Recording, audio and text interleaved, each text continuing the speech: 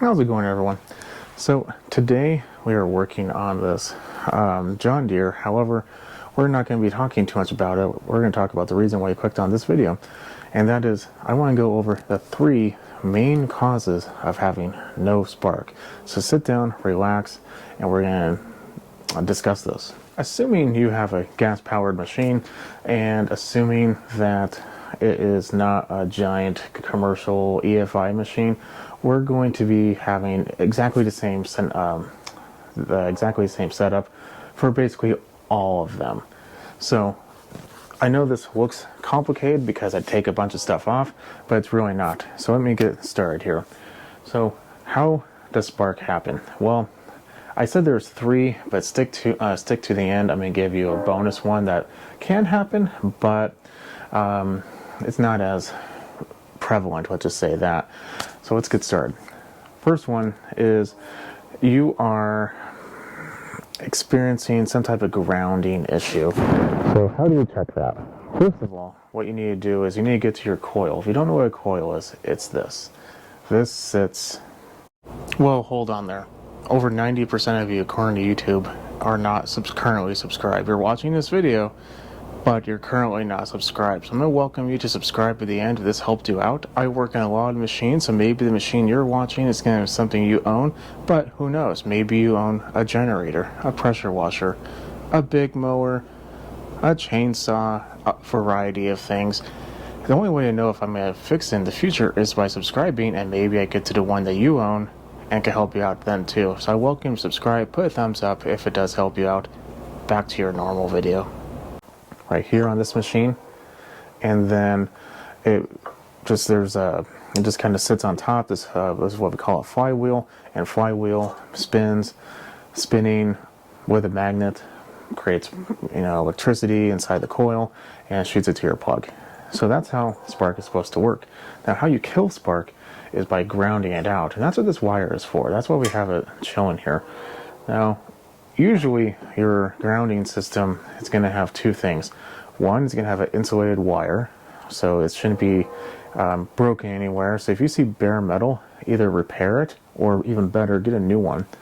You don't have to get a new one, obviously, but over time things can rub, especially in places like here. As you can hopefully tell, this is a pretty tight little area in there, and given years of vibrations of engines going, what they do, it very well might rub through, and if that's metal, which in this case this one is, you're going to potentially rub through the actual shielding, and you're going to start grounding out.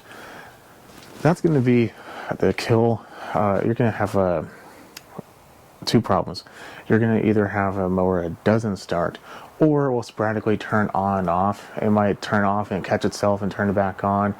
That's what's going to happen right there. In addition to that, second thing it's going to have is it's going to have some place on your machine where the wire connects to with some type of mechanism that will touch the end of the wire, and somewhere in there either it's going to be isolated, the piece is going to move to make contact with it, something like that.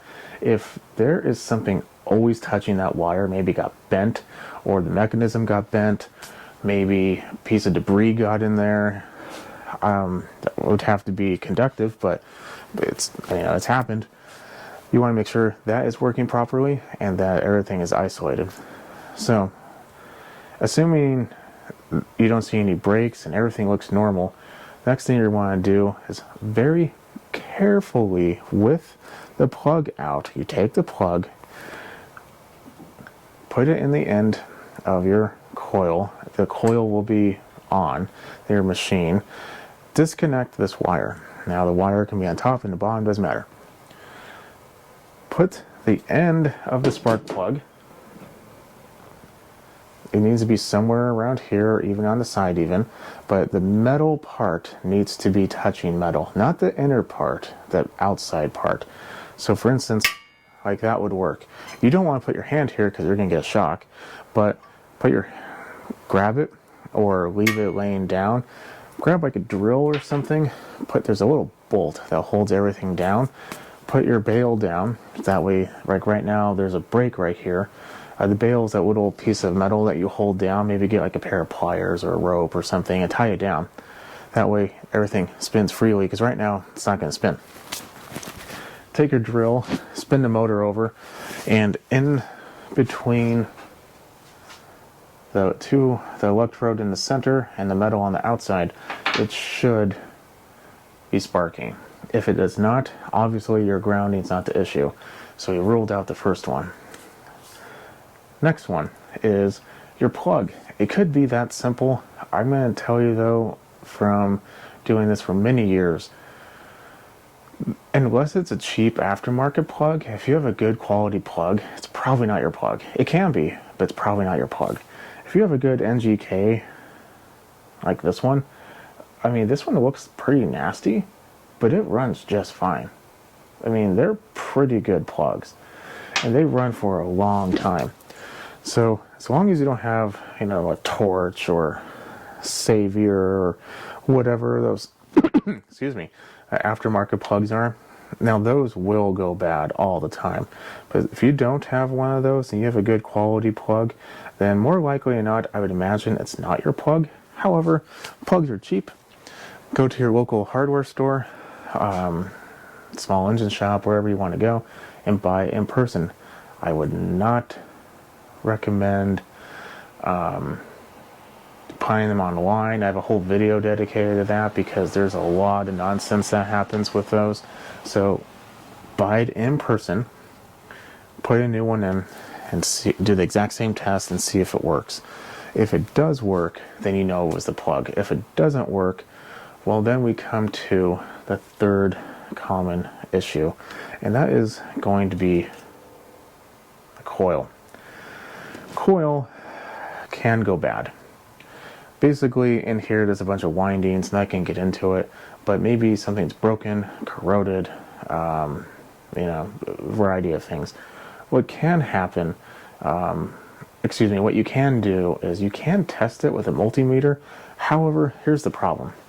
If you've done the first two steps already, unless you're waiting for step number 4, which you should be, and you're already at step number 3, more likely than not, step number 3 is going to be where your problem is. 4 still can happen, you still should do it, but more likely than not, it's your coil. So we're going to give you a bonus on this. So how do you find a coil? Well, on this machine, there's a cover, and on the cover, on the back side of this, there's a model number. If you have a Honda, it's pretty easy. They usually have a sticker somewhere. Majority of them will say like GCV 160, 190, stuff like that. Kawasaki, same thing. All of them will have a model number somewhere, or something similar to what they would consider a model number. So look that up. Google, Amazon, whatever you want to do, and type in, like for instance, I typed in a model number of this one, blah blah blah blah, model number, ignition coil, and then you should find something that looks relatively the same. Sometimes you don't. Like for instance, this one doesn't look anything like the one that came off this machine, and theoretically it should work. Spoiler, it doesn't, but newer ones will have sometimes a newer look, especially if you're not getting OEM. And this kind of brings up a side note. Coils, while not bad if you don't get an OEM one, an OEM one, if you don't know OEM, it means original equipment, or original manufacturer. Never mind. So now, that basically is, it comes from whoever made your machine. Those are going to be a little bit more expensive, but they're probably going to last a pretty long time. The aftermarket ones, you know, usually they have a lot of X's in their names and, you know, stuff like that. Yeah, well, they'll be fine as long as you don't expect them to last like 30 years, but they'll probably be fine. Coils are usually pretty simple. They're fairly robust. They're just pieces of metal and plastic and glue and a couple other components, but usually they're pretty decent. So you find the new coil, slap that thing on, and then you should be good to go. Now you do have to gap it if you need to know how to gap it. I have previous videos on how to install a coil, so go ahead and watch that. But install it with your cable connected but your plug out, and your plug is still chilling somewhere where it's metal, and your bail or the handle on your hand, the little piece of metal on your handle is tied back. Spin it over again and see if you have spark. And I want to say 99.8% of the time, fixing those three things, or at least checking those three things, is going to return your spark. It's pretty simple, not going to be hard at all. However, now the people who are watching will get the magic fourth tip. It's rare, but it can happen, and you will be chasing just returns going back to wherever you bought your stuff, or maybe you'll go get another plug, or maybe you're going down, maybe you messed up somewhere on the cable, or something's not isolated. You'll just be going down a rabbit hole and you'll never be able to figure it out. And all of a sudden you realize you should just had a simple little screwdriver. If you can find the magnet, like right here, there's no magnet. There should only be a magnet one place. If you can't find a magnet on your flywheel, it means it became demagnetized. Like I said, it's very, very rare. I'm pretty sure you have to overheat it, and that's the only way I personally know, unless you specifically try to demagnetize it. But let's say for whatever reason, maybe it even fell off. That's a possibility. These are pretty well casted into the flywheel. Some of them aren't. Maybe it just simply fell off and you didn't notice it because you never looked at it before. If you can't find a magnet, that's your problem right there. Unfortunate part about that is you can't really just replace the magnet, you have to replace the whole flywheel. That can get expensive. Used is a pretty good idea. Usually people will sell them on eBay, but it's really up to you how you want to get your part. But if you don't have any magnetism, no matter what you do, you're not going to get a spark. So if you tried option 1, 2, and 3, and you're still getting nothing, check that magnetism of your flywheel. So definitely keep an eye out for that. If it's something that I get questions on all the time, is how to find why you don't have spark. Now this is not for a pointed condenser system. I have a video on that, so if you want to, definitely watch it. But majority of the machines, as long as it's relatively new, will have this setup. You'll see if you do have a pointed condenser, underneath, when you take your coil off, there'll be a wire that fishes underneath the flywheel, and underneath the flywheel there will be your pointed condenser. If you take your coil off and there's just this one wire that goes to your kill, then you don't have that, so don't even worry about it. Just, you have a newer system, and that's great. Pretty good system, doesn't really have that many faults, but just in case, it can happen where a coil goes bad. Now for those who are still here, you're going to get the fifth and secret tip. The fifth and secret tip that can happen, but it's usually only done if someone's already worked on it. When you install a coil, you have to put 0.010 of an inch gap, roughly. Certain applications might call for more, but mowers, especially residential mowers, 0.010 of an inch. It's roughly the size of a business card. I'm sure most people have seen that somewhere on YouTube or online or whatever. 0.010 of an inch. If for any reason, like this coil, now it's going to be kind of hard for it to happen, but let's say it could.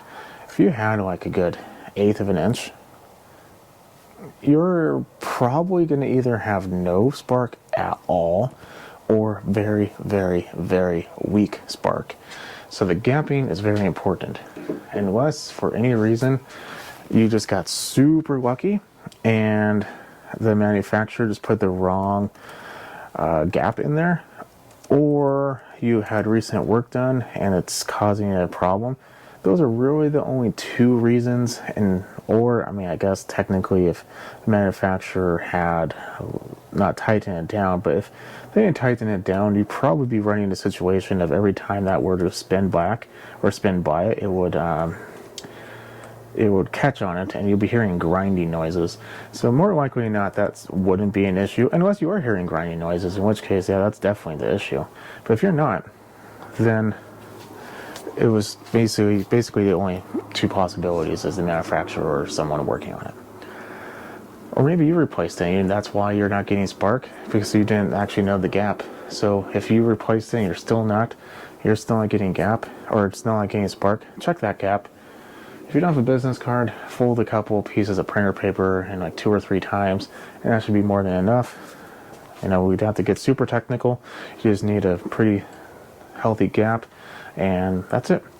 So I'm going to go ahead and leave it at that. Follow me on Instagram at smallengine101. If you like what you see, keep watching, subscribe. If you have any questions, leave a comment below. If this helped you out, put a thumbs up because that definitely helps me out, and I'll catch you on the next one. You have a good night.